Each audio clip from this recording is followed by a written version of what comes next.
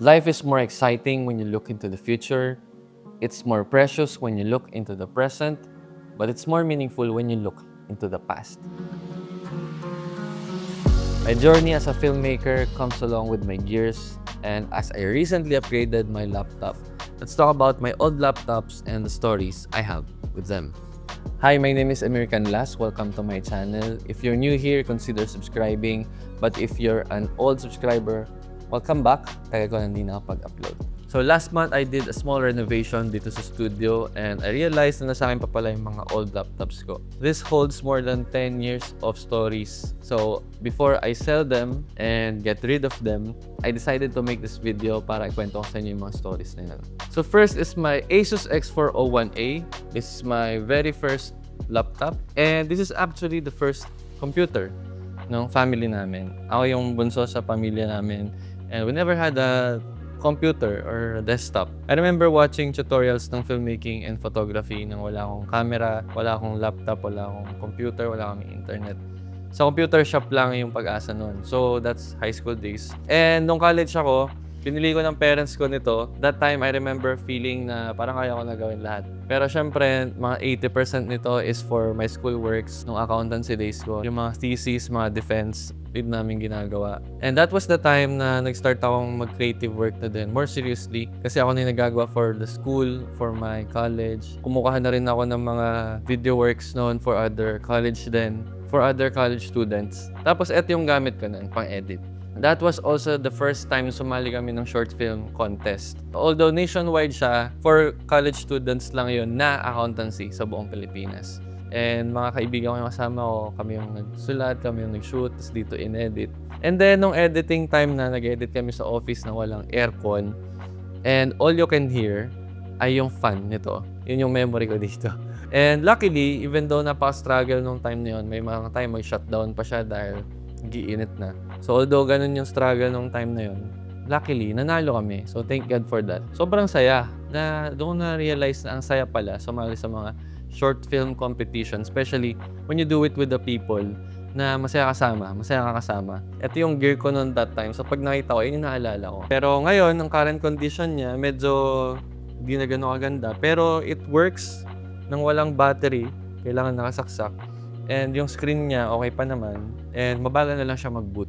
Hindi ko alam kung bumagal siya or yung pa din yung speed niya, nababagalan na lang ako ngayon. That's my Asus X401A, my very first laptop. So thanks to you and my first short film awards. And I graduated college with this. And that's my Asus X401A. Next one is this, my 2013 MacBook Pro 15-inch Retina display. And sobrang big deal nito sa akin kasi this is my first MacBook Pro. And feeling ko napaka-pro ko kasi MacBook Pro ako eh.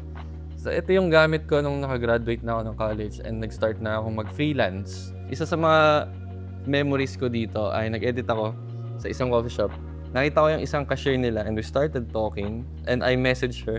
Tapos, niligawan siya during that time. At naging kami naman.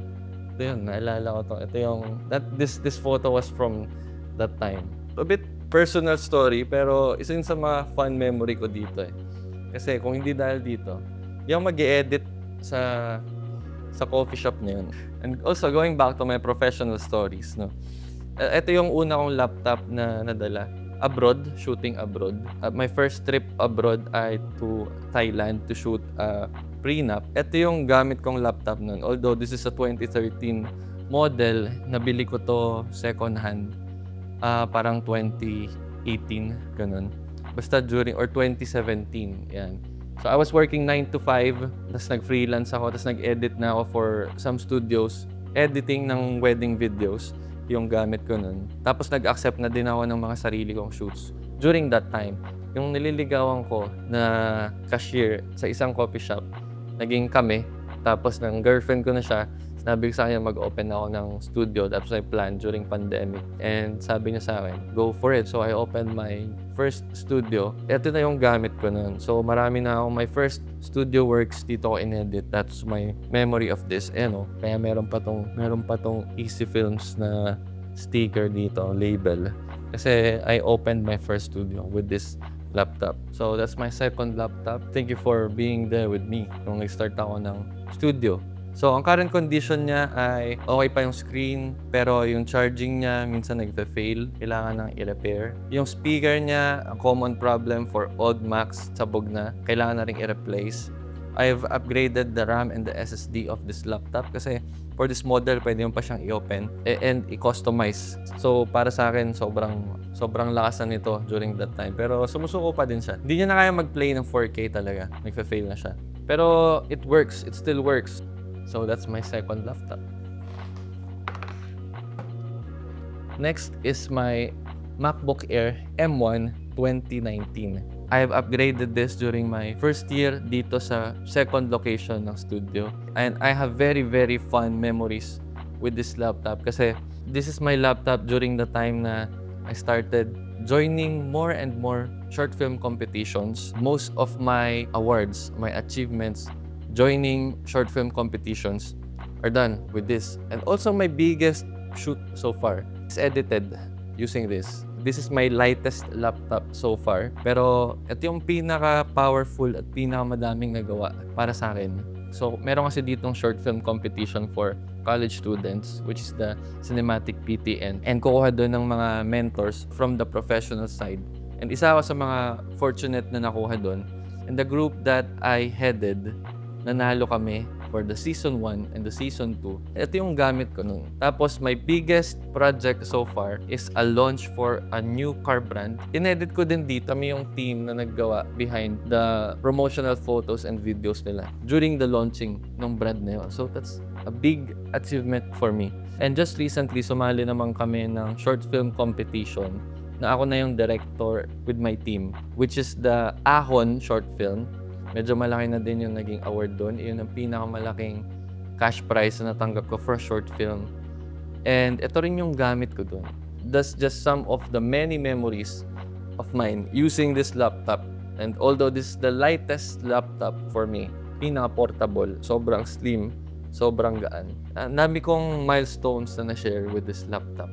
So among those very important professional milestones para sa akin na ginawa ko with this laptop, isa sa mga pinaka-importanteng milestone sa akin, personally, na ginawa ko with this laptop, ay yung aking proposal video to my girlfriend. Dito ko yun in-edit. And she said yes, kaya ito yung laptop na ginamit ko nung nag-yes siya sa akin. And na-engage ako. Ito yun, yung laptop ko na yan. So yun na yung magiging memory ko dito sa laptop na yan. Feeling ko ito yung pinakamatagal kong nakasama kasi ang dami na yung pinagdaanan. Pero ngayon, kinailangan ko ng mag-upgrade. Although it still works na pag-edit pa naman siya ng mga malalaking projects. Pero nahirapan kasi siya sa mga 4K workflow na nagpo-proxy lang ako para mag-work, parang workaround. Eh, medyo nakakabagal na rin sa akin, especially sa mga malalaking projects. So, kinailangan ko mag-upgrade. At ngayon, ang gamit kong laptop, August 2025, ay ang 14-inch M4 MacBook Pro. Yun, no? Yun. This is a very big milestone sa akin. Personal milestone. Kasi, this is the first brand new laptop na nabili ko. And I'm very happy with this laptop. First of all, ang ganda niya. It looks like an art. Parang pwede siyang pan-display. Ganito lang. Ang ganda niya. Tapos, for the convenience side, ang dami niyang ports. Meron ng SD card port, full HDMI, and 3 USB-C at isang headset jack and MagSafe. So lahat ng struggles ko with my MacBook Air, lahat yon, it was solved by this. And also, being the M4, mas malakas na to sa mga pag-handle ng editing, especially sa pag-handle ng mga effects. So After Effects and Premiere Pro, DaVinci even, di na siya mahihirapan. So, pag dito nahirapan, di na rin ako mahirapan.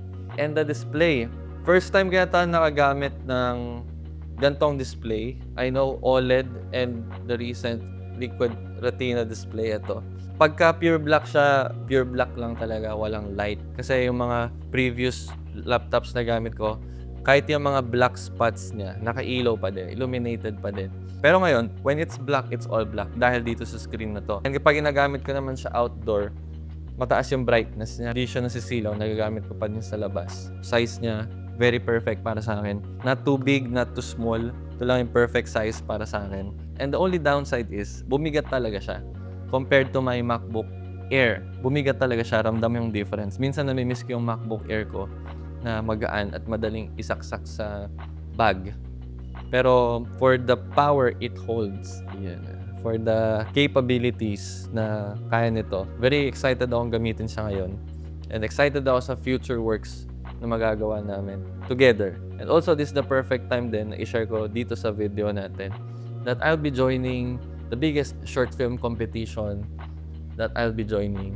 At yun yung Fab Film Fest, which is a film festival open for everyone dito sa aming province. I'm very excited kasi for the first time din, open siya to be creative kahit anong theme, kahit anong gustong gawin ng mga directors. Nagpasa ako doon ng application and I was lucky to be chosen as one of the 10 finalists. At so ngayon, nag-start na mag-pre-production and soon enough, magkakaroon na kami ng production and ito na yung magagamit ko for that project. Parang sakto nga kasi nung binili ko to, wala pa namang announcement for that. Wala pang plano for that. Tapos ngayon, nakuha ko to.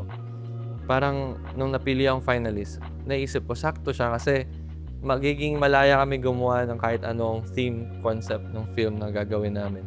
And with this tool na kayang-kaya i-handle yung mga di ko kayang i-handle before. Ngayon pa ba ako mag-hold back with my imagination, with my creativity? Feeling ko yun talaga yung parang ito talaga yung perfect timing na nakuha ko tong upgrade na to. So ngayon, as a 31-year-old dito sa second location ng studio, a fiancé to my partner, a finalist sa short film festival, ito yung magiging bagong kasama to that era. And I'm very excited for the future stories na mga kwento namin with this laptop. And to be clear, hindi naman ako tag-upgrade sa mga pinaka-latest na gears. Lagi nga ako naka-second hand and mga used na gears. I'm even using an iPhone 11 here na wala pa akong plano palitan hanggang gumagana siya. Pero ngayon, ito yung bago kong laptop kasi kung gagamitin ko naman siya ng pangmatagalan, ito na yung kinuha ko. This is a business decision na din kasi ito na din yung gagamitin ko. Handling my client works, syempre.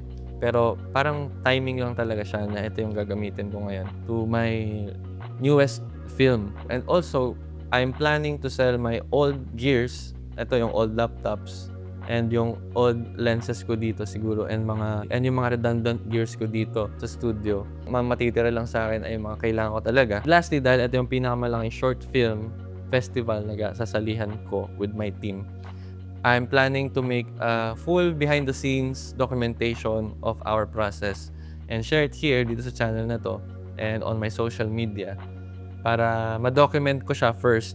And second is to share yung mga matututunan namin during those times. And right now, I'm very excited with the challenges ng short film na yun. Pero mas excited ako sa showing day na dadating yung time na papapanood namin yung 10 new original films made entirely by Bataeños. And that keeps me excited. Ayun lang naman, gusto ko lang namang i-document tong phase na to. Just a reminder lang pala to close this video. And if you're watching this and you're new to your craft or nag-start ka pa lang ng craft mo and you feel discouraged kasi may mga napapanood kang latest or kompleto na ng gamit, my view is tools lang yun, gears lang yun. I also started my journey even with borrowed things. So, this didn't happen overnight. And may mga time talaga na nanghiram ako ng laptop, nanghiram ako ng camera, ng lens, everything, pati ilaw. And we still did kung ano yung kaya namin during that time. I just viewed them ngayon na tools sila. Yes, pwede kang magpokpok ng pako ng gamit bato lang o plais o ano mang something heavy and hard. Pero kung gagawa ka ng bahay, syempre di mo gagamitin yun to build a house. Sabi nga, right tools for the right job. So if you're going to build a house, syempre magre-ready ka na with a hammer or even a nail gun or kung ano man yung pinaka-available sa'yo na better tools. And ganun din yung view ko pagdating sa mga tools for filmmaking and photography. Para lang siyang paintbrush. And better paintbrush doesn't make you a better painter right away. Siyempre, kailangan mo pa ding pag-aralan kung ano yung art mo, kung ano yung craft mo. Mas nagiging malaya ka lang to be more creative. Mas nabibigyan ka lang ng time to be more creative And di ka maging frustrated kasi nagka-crash yung mga gamit mo, nagka-crash yung gears mo.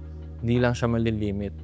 So, remember, yung mga nilook back natin as greats ng mga painters like Da Vinci, Picasso, kung ano yung gamit nila during that time, mas daig pa natin sila ngayon eh. Mas maganda pa yung gears natin ngayon, di ba? Maganda yung paintbrush natin, yung canvas natin, yung technology natin. Yung mga photographers before us, they were using very low-tech cameras compared to our cameras right now. Pero we're not better than them. We're not better than them. We're not greater than them. Because that's their craft. They use the available tools during their time. And ganun din sa atin. If you really love what you're doing, kung ano yung meron ka, use what you have. And kapag nalilimit ka na nung gears mo, feeling mo gusto mo na maging creative pero nahihinder ka nung gear mo at kaya mo na mag-upgrade, hindi ka na magugutom ang pamilya mo pag nag-upgrade ka, then do it. Pero kung di naman, use what you have and come up with a different solution. It's not your gears that make you an artist. It's your art and your talent. So I guess that's it. Thank you for watching this video. See you on the next one.